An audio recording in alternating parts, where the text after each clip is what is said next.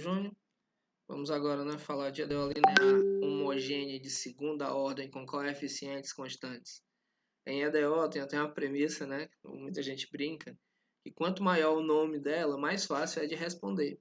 Nesse caso aqui é verdade. Bem, eu estou aparecendo hoje no vídeo, né, porque um aluno pediu, né, disse, professor, não tinha como só aparecer, ficar mais pessoal, né, a gente poder ver o senhor. Lucas, um abraço, tá bom? Caso você tenha gostado da ideia, comenta nos vídeos. Não vai aparecer em todos, mas alguma hora ou outra eu tô aí para dar um alô para vocês, tá bom? Então, muito bem. Como o próprio nome sugere, é uma EDO de segunda ordem, homogênea, né, igual a zero, e os coeficientes são constantes. Quando a gente diz que os coeficientes são constantes, nós queremos dizer isso, né? Que ela pode ser escrita assim: a primeira derivada mais b, ou a segunda derivada mais b primeira derivada mais c com a própria função igual a zero. Onde o a, o b e o c, né, pertencem aos números reais, tá? O a, o b e o c pertencem aos reais, ou seja, são números. E eu vou querer que o a seja diferente de zero. Não é que eu vá querer, né? É porque se o a for zero, não vai existir aqui a segunda ordem, tá? Porque a segunda derivada vai zerar, né? Zero vezes ela dá zero. Primeiro vamos nos concentrar nessa parte aqui da EDO, tá bom? Essa parte ela pode ser escrita assim, né? B dy dx mais cy igual a zero. Vou passar esse c para o outro lado, tá? E o b dividindo. Então, ela pode ser escrita assim, ó. Dy é igual a menos c sobre b, tá? Menos c sobre b. E o dx que estava dividindo, y, né? O y foi junto. E o dx que estava dividindo vai multiplicando. Vou voltar esse y para o lado de lá. Então, fica 1 sobre y dy, que é igual a menos c sobre b, dx. Podemos perceber que ela é separável, né? Tá? Totalmente separável. Aí, gente, o que eu vou fazer, né? Como ela é separável, essa brincadeirinha, né? Integra de ambos os lados, tá? Então, ao integrar de ambos os lados, o que nós temos como resposta é isso aqui, ó. ln de y é igual a... Como é uma constante, né? Então, menos c sobre b, x, mais uma constante k. Ah, só uma observação. Quando eu vou fazer essa análise aqui, eu vou querer que o meu b seja diferente de zero. Porque senão ela não é de primeira ordem, né? Não vai ter a primeira derivada. E também porque quando o b for dividir aqui, né, pode dividir por zero, tá? Então, muito bem. Olha lá, como que eu posso estar escrevendo isso, né? Para mim tirar esse ln aqui do y, eu vou elevar ambos os lados a como se fossem potências, né? Do valor e, né? E aí o ln vai cancelar com e, então esse processo a gente já conhece. Então, y é igual a e elevado a menos c sobre b, x mais k. E isso pode ser escrito assim, y igual a e elevado a menos c sobre bx vezes e elevado a k. Tá? Porque multiplicação de potência de mesma base, repete a base, somos expoentes. Tá? Então, muito bem. Eu vou tratar esse c sobre b, tá, como um único valor, tá? Sim, chamar ele por um nome, né? E uma constante elevada a outra constante continua sendo uma constante. Então, y é elevado a um rx, tá? Eu estou chamando esse rzinho aqui, é aquele menos c sobre b. Vezes a constante k, eu vou botar um k1 aqui, porque não é o resultado dessa potência, tá? Então, não é a própria constante que apareceu lá de início. Então, uma forma de eu escrever seria isso, né? Uma constante czão, né? Não vou usar c, vou usar um kzão, tá? Que não é nem aquele k1 nem o k inicial, é um k aqui maiúsculo, né? E aí é elevado a rx. Então, estou dizendo que uma solução para essa parte linear, né, de primeira ordem aí, seria essa. Pois bem, vou só movimentar o quadro aqui. Se ela é solução, o que acontece, né? Vamos ver quem é a primeira e a segunda derivada dela. Ora, a primeira derivada dela é r, né? Por que r? É porque a derivada da constante, vou fazer. Constante vezes a derivada da exponencial? Ela mesmo, vezes a derivada de cima, regra da cadeia. E a de cima, como é Rx, a derivada é somente R, né? Vezes R. Aí a gente escreve assim, y' é R, K é elevado a Rx. Muito bem. Aí quem é a segunda derivada, né? Quem é a segunda derivada dela? Vai ser o R aqui no caso, né? É uma constante, o K é uma constante, então nós vamos repetir o R e o K. Vai ser a derivada da exponencial, que é ela mesmo, vezes a derivada da de cima. Aí o R aqui, pequenininho, vai descer de novo, né? Multiplicando. Então, esse R pequenininho vai multiplicar com esse R que já está. Então, vai ficar o quê? R ao quadrado, tá? R ao quadrado. Deixa eu ajeitar esse R.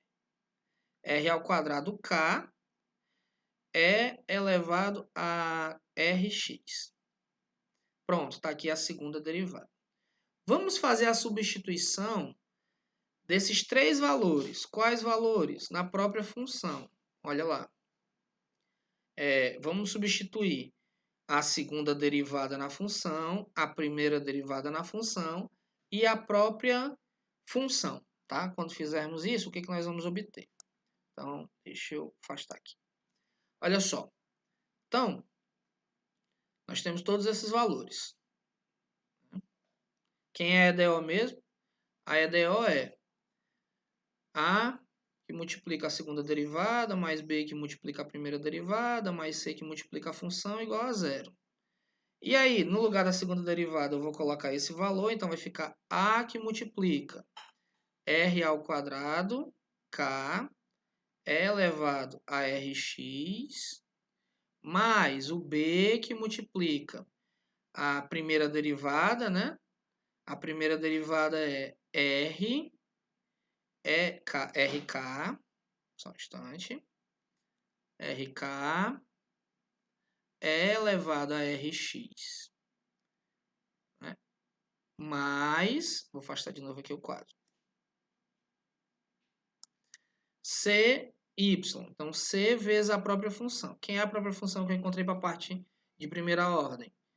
K é elevado a Rx, isso igual a zero.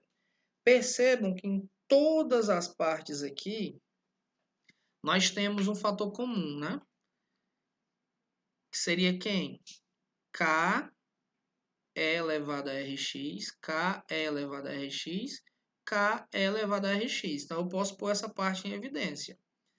É elevado K é elevado a Rx, que multiplica AR ao quadrado mais BR mais C igual a zero. E aqui a gente entra num resultado, gente, muito preliminar da matemática.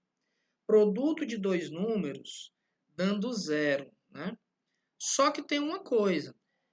A função exponencial, ela não dá zero. Então, se o produto de dois números dá zero, é porque um deles tem que ser zero.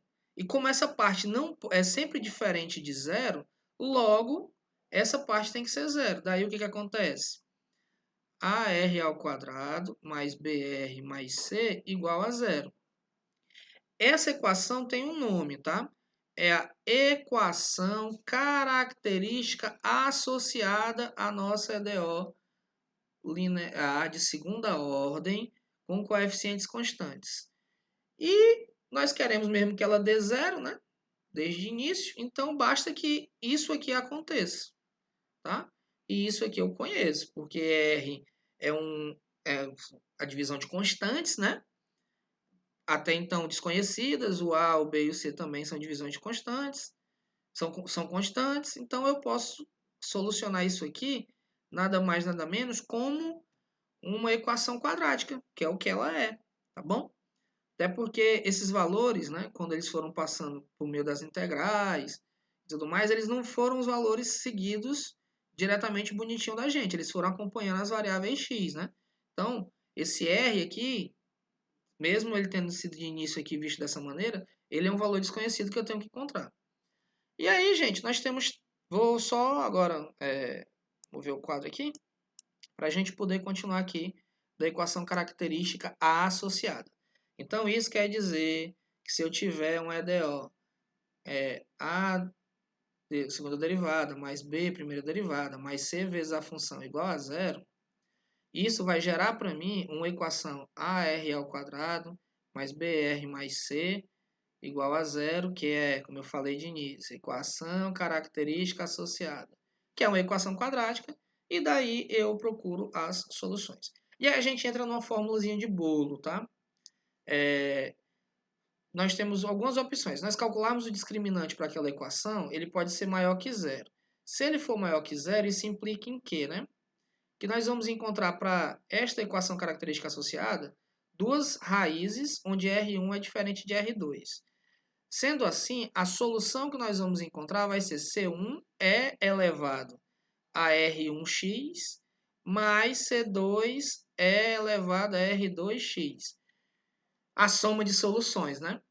Porque a solução em si, multiplicada por uma constante, é a solução, e a soma de soluções é a solução, assim como a gente viu no primeiro vídeo de teoria sobre equações desse tipo. Obviamente, que esse formato E elevado a R1x, ele vem, né, de onde nós já vimos agora, nesse vídeo. Olha lá o formato da minha função, né? K elevado a Rx. Eu sei quem são os R's, eu só fiz colocar, tá bom? Então é por isso que é importante a gente ver da teoria até aqui para entender como que funciona. Então, muito bem. Aqui a gente já tem a primeira forma de fazer, tá? Aí, a segunda. Se o nosso discriminante, né, for igual a zero, o que vai acontecer? Nós vamos ter duas raízes reais, obviamente, mas elas são iguais. Então, quando eu for escrever aqui, ó, y igual C1, tá? A primeira constante, elevado a R de x mais C2 elevado a R de x. Essas duas não são linearmente independentes, porque elas são as mesmas, elas são iguais na razão da proporção 1. Então, não são linearmente independentes. Não é a minha solução. Aí a gente vai acrescentar aqui uma multiplicação por x. Vai botar um x vezes aqui. Aí agora, essas duas funções, e elevado a rx e x elevado a rx, são LI, né? Você pode calcular aí, que a gente viu no segundo vídeo, o Wronskiano, né? Dessas duas funções, tá? E você vai ver que o Wronskiano delas é diferente de zero. Bem, aí vai vir uma pergunta muito capciosa que eu me fiz também, né? Por que X? Agradeço ao professor João, lá da Universidade Federal do Piauí, professor Paulo e Cis, que tiraram minha dúvida. E posteriormente eu vou estar gravando um vídeo para vocês só explicando o porquê que a gente coloca esse xzinho aí. De antemão, você fica com essa informação, que a gente coloca o x, tá bom? Mas eu vou gravar um vídeo só para mostrar por que é. Para quem ficar curioso e quiser pesquisar logo, chama redução de ordem. É a forma que garante como que a gente faz isso. E o terceiro caso, né, do discriminante ali, é esse discriminante ser diferente de zero. E aí isso implica que R1 e R2, né, não pertencem aos números reais, tá? Não pertencem, ou seja, R1 pertence ao conjunto dos complexos, né? E R2 pertence ao conjunto dos complexos. E nós já sabemos que quando uma equação tem raiz complexa, né, o seu conjugado também é. Então a gente sabe que R1 é o conjugado de R2 ou R2 é o conjugado de R1, né? E aí, esse caso em si, eu vou preferir falar com vocês em exemplo, que nós vamos estar utilizando uma coisinha chamada fórmula de Euler, tá? Para estar resolvendo, né? Tá bom? E aí a gente com a fórmulazinha em mão, a gente vai poder estar escrevendo a solução dessa EDO quando acontecer esse caso, tá? Que é pela fórmula de Euler. Até o próximo vídeo, onde nós vamos começar a fazer exercício, gente. Um abraço, até lá.